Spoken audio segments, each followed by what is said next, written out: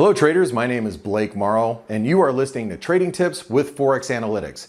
Today, I'm going to teach you the basics of using Fibonacci's and how to plot them on your charts. I've been using social media for over 10 years. I'm on Twitter.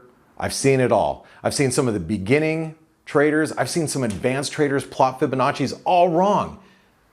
But I've been trading for over 25 years and I'm here to show you just how simple it can be and how it could become one of the most valuable tools in your toolbox. So sit back, relax, enjoy the next installment of Trading Tips with ForexAnalytix.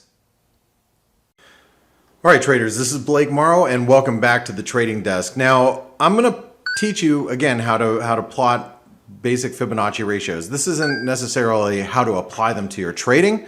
I'm just going to show you how to plot them. I just wanted to show you ForexAnalytix. We actually use TradingView charts in ForexAnalytix, and you'll notice that we actually have live charts. You could use them through our platform. I'm actually going to take you to a full screen because I want to be able to plot this and explain it to you and draw and delete and do it. Just it's easier for me to do it on a full page view like this.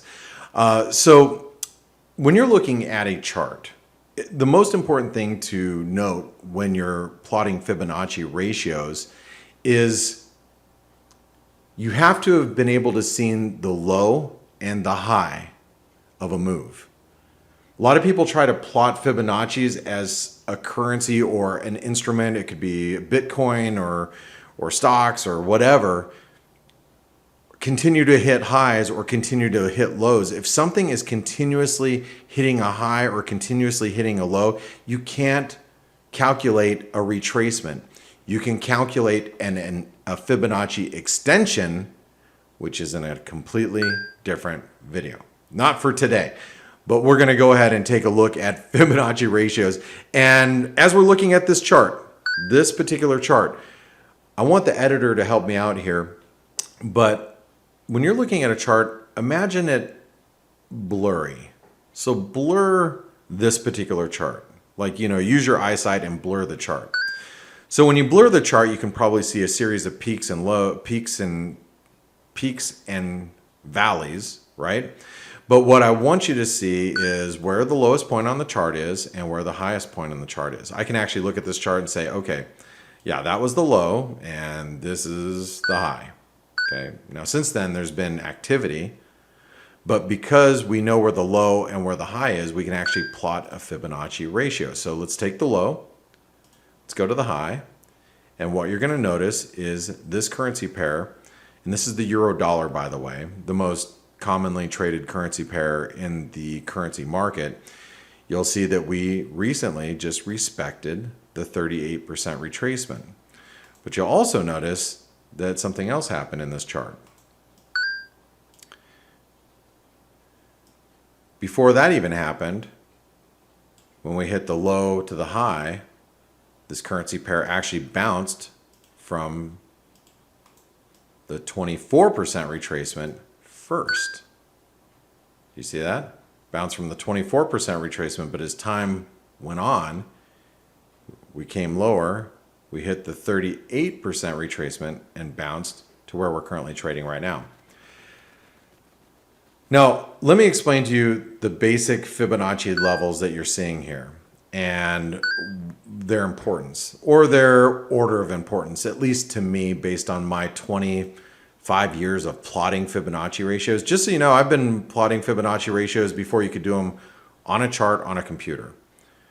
I actually used to download my charts from a phone line on the internet. You know those that when it was sound like a fax machine. I used to download my charts, print them out, and then plot my Fibonacci ratios by hand with a pen and printed out charts. That's how long ago, back in the mid-90s, that I go back doing this. So based on my experience, I recognize a few different Fibonacci ratios. So let's go ahead and look at those. The first one you're going to see there is a 23.6 or the 24% retracement. After that, you're going to see the 382 or the 38% retracement. After that, you're going to see the 50%. Now, the 50% retracement is not a Fibonacci ratio. It's actually just, it's half back of a move. It's the halfway point of a high to low. After that, you have the 618 retracement that's also in red, which is also known as the golden Fibonacci ratio. I'll get more into that just here in a second. Then you have your 786 or 78% retracement. Some traders and technicians use different fib levels here. I'm not going to say they're wrong and I'm right. I'm just going to say, based on my experience, the 78% retracement or the 786 tends to be the most common, more common, and the one that I tend to use more often.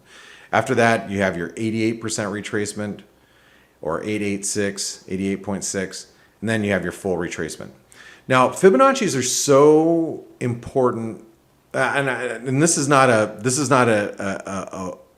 video on the history of Fibonacci, but I want you to understand that Fibonacci is, and the ratios are in everything, from nature to your physical body, the differences between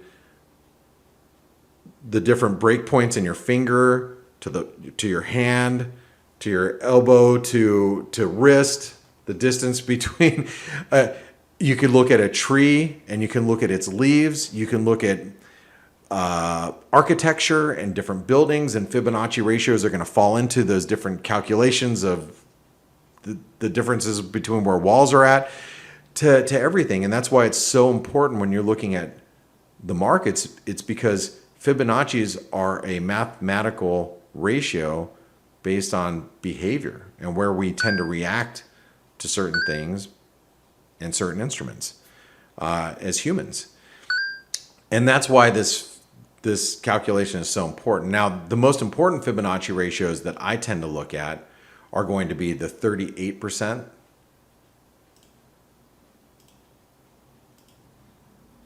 the golden fib, which is the 618, and also the 78% retracement. Those tend to be the most important retracement levels for me. But the most important, and the one I've seen most commonly respected and pivoted off of and traded against, would be the 618 golden fib level. That doesn't necessarily mean I need to buy, and this is not an application video on how to apply Fibonacci ratios. That'll be a different video, but this is basically just understanding that the 618, you're going to see most of the action or the reaction of any instrument that you're trading around that particular Fibonacci level. That's why it's highlighted in red for me personally. Now let's try this one more time, and I'm going to try it with a different chart, but moving in a different direction. So let me delete these, and let's go to the US dollar Japanese yen. A little bit more complex. You look at this chart, and let's, again, editor, if you can help me out, let's blur this chart a little bit. Okay. Do you see the high and low peaks? Yeah, let's see. We've got a high here, and a low down here, and a low over here, and a high over here, right? Okay, so again, you can't plot a Fibonacci without knowing the exact high or low of that Fibonacci. So right now, we have a high, we have a low, okay? So we can say, all right, between the high and the low,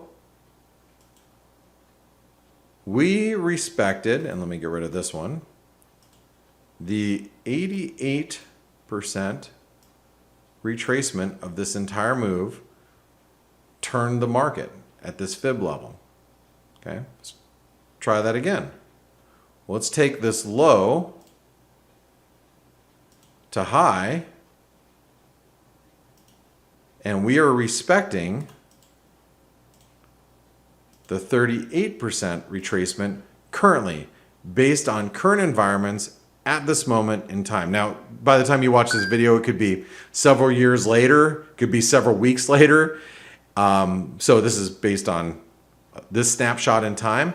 We're holding the 38% retracement, but you can see how much of a reaction just today has given us around this key Fibonacci ratio.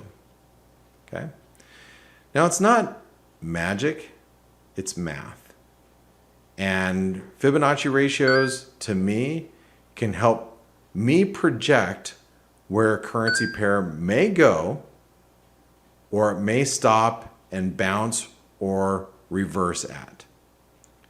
Now, guys and gals, I hope you learned something about Fibonacci's today, just some basic knowledge on Fibonacci's and how to plot them. But more importantly, if you want to learn live how we do things and how we analyze charts, click in the link below. Log into our free FACE webinar where we analyze the markets each and every morning with myself and our team. They're free, and we're doing this live, and you'll learn even more. So guys and gals, my name is Blake Morrow. Thanks for listening in to Trading Tips with ForexAnalytix. I'll talk to you soon.